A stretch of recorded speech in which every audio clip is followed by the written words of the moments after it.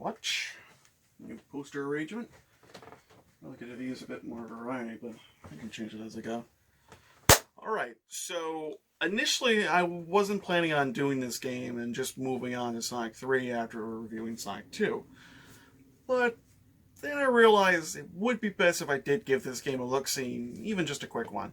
So I'm not going to waste any time. This is my review of Sonic the Hedgehog CD on the Sega CD.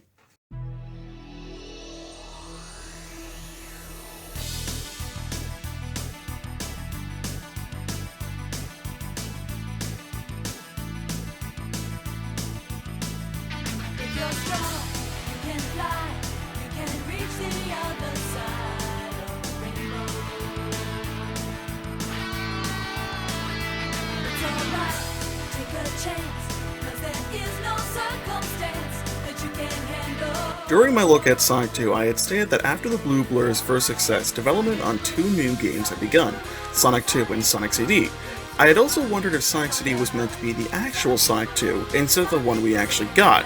No, Sonic CD was never meant to be Sonic 2. However, this game is still a sequel to the Blue Blur's first adventure on the Genesis, yet it came out a year after Sonic 2.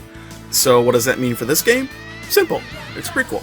So I guess before Sonic decided to fly out to West Side Island for his vacation, he heard about the rumors of a place called Little Planet, a strange little dwarf world that appears over Neville Lake in the last month of every year. How? Why? I have no clue. Upon arriving at Never Lake, Sonic finds Little Planet chained to a nearby mountain and covered with sprawling mechanical towers. Realizing something is wrong, that Robotnik is most likely responsible, our hero rushes off to investigate. There, the Blue Blur discovers the Mad Doctor is using the Miracle World's weird-ass chrono-mystical properties to travel through time in an attempt to conquer the world. Of course! Later, Sonic runs into Amy Rose, an overzealous fan of the Blue Blur who wants to marry him, although in this game all she seems to want is a hug. She's also mistakenly named Princess Sally in the game's manual, even though the two are nothing alike and must have been worked on in two very different studios. Not to mention,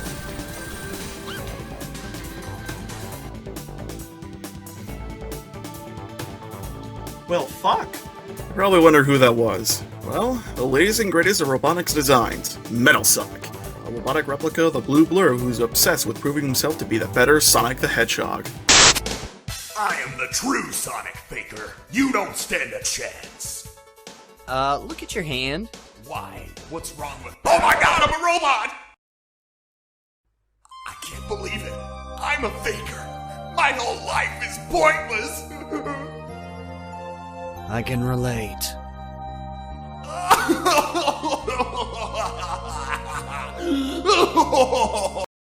Sonic promptly hands these two dickheads their asses and rescues Amy just before Little Planet departs from the world. Sonic leaves Amy and rushes off to that vacation of his before it gets ruined too. Once again, the story is nothing to write home about. When all said and done, it's basically just another beat the bad guy and get the girl sort of plot, which gets the job done for a video game. However, one of the reasons why I didn't want to do this game in the first place was because of one little element that, if done wrong, can ruin a story. Time travel. Throughout the game, there are signposts that can be found saying past or future. Passing one of these posts will allow Sonic to travel to one of 3 points in time on Little Planet. The ancient past, present day, and the distant future. Sonic will always begin a level in the present unless it's a boss level or boss act, where you fight Robotnik at the end. Then the level will begin in the future. What kind of future depends on a few things. Like in previous Sonic games, there are multiple endings depending on if you collect all the time stones or not. Yeah, time stones, not Chaos Emeralds, so that means there's another set of 7 mystical jewels containing limitless power out there, and these ones have time properties. Even worse, I don't have a set of these. By traveling to the past in the first 2 acts of every zone and destroying this robot making machine, or collecting all the time stones, Sonic will make a good future for Little Planet where flowers reign supreme. If you fail to do either of those things, Robotnik will get away with a time stone and Little Planet will return under the fat ass's control. To actually travel through time, Sonic first needs to pass one of these signposts in order to receive a destination. Then, he needs to reach a speed of 88 miles per hour and keep that up for about a few seconds before he's transported to another time. When Sonic is near the point of travel, sparks will begin to form around him and this icon at the bottom of the screen will begin to flicker. If Sonic stops just before he's about to travel, he won't go anywhere, he'll have to pass another signpost to get to the time you want. And there's only so many of those in a level, so watch out. There's also the Time Stones. To collect those, you need to collect 50 rings and jump to the giant ring at the end of a level, a la the Sonic 1. By doing so, you will enter this game's special stages, and completing one of those will grant you a Time Stone. With all 7, you are automatically guaranteed the best ending, so you won't need to worry about traveling to the past and destroying these machines anymore. Now that doesn't sound so bad, does it? No, it doesn't. The reason I was so nervous about the whole time travel aspect of this game was because of my own experience with time travel in other stories, and future Sonic games. Mainly because it's pretty easy to cause reality to basically strangle itself depending on what theory of time travel you're working with, that or not realizing the potential storytelling that's capable of such a feat as time travel. This game does it well for a product of its time, considering everything takes place and is fixed to another planetoid rather than Earth. There's really less of a threat here if things did get screwy. That doesn't mean shit still doesn't get weird. In fact, I'll go ahead and say that Sonic CD is one of the strangest Sonic games I've ever played. Part of that comes from the game's soundtrack. If I were to describe it in one word, that'd be surreal. If it's not smooth and calm, it's eerie and foreboding, or a straight up hard rock track. It's not bad stuff by any means. In fact, I love some of these songs and the accompanying remixes for the different points in time. But that's just my critique of the US soundtrack. For some reason that escapes me, the game received 2 different soundtracks for release in Japan and in the US. Almost. The music for the past versions of levels are the same between both releases, but the rest of the game is completely different music between the 2 countries. Japan's is much funkier and more upbeat. It's some really great stuff, but I have a soft spot for the US soundtrack. But the other part of this game's strangeness is in the level design. It's something alright, and if I were to describe it in one word, I'd say it's dizzying. Palm Tree Panic. Starting out the game, it's pretty straightforward, but seems a little more focused on the platforming side with all these plateaus you can climb. Collision Chaos. A very accurate name is to spend most of your time bouncing into shit, then skyrocketing the other direction. No! Let me leave, goddammit! Tidal Tempest. Basically a labyrinth zone on steroids with none of the side effects. You'll spend most of your time underwater, but there's plenty of air bubbles around to keep you from drowning. Quartz Quadrant. Imagine finding yourself in a factory running on a conveyor belt for your dear life. That's this place. Wacky Workbench. Ah!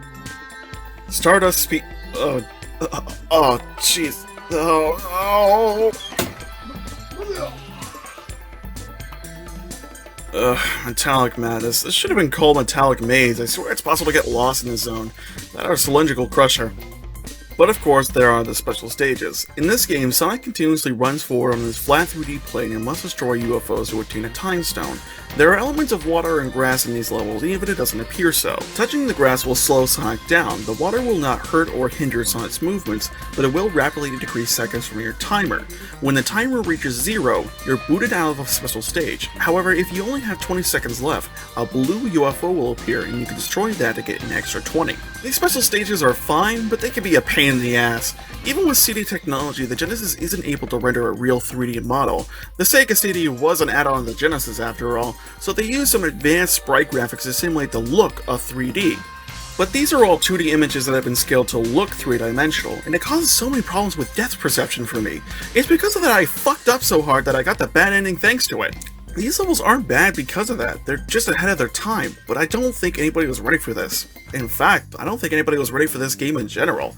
While Sonic CD did well enough for it to be a success, it never received a direct sequel on the Sega CD or any future hardware. Imagine that's because of how different it was as a Sonic game. While it can be argued whether the music as a whole was Sonic material, I feel confident saying the rest of the game wasn't. It feels like a radical departure from what was expected of the Blue Blur at the time, like it's the black sheep of the series. The classic series at the least, but a black sheep nonetheless. I'm sorry to all those who really did like this game. I do too, but probably not as much as those who are willing to defend it. Oh well. Next time we return to the Genesis with a real sequel, Sonic 3 and Knuckles. That should be out sooner than usual, since I already have all the footage recorded and the script done for review, so I'll go get started on editing that right now. Until next time, I'm David, and I'll catch you on the flip side.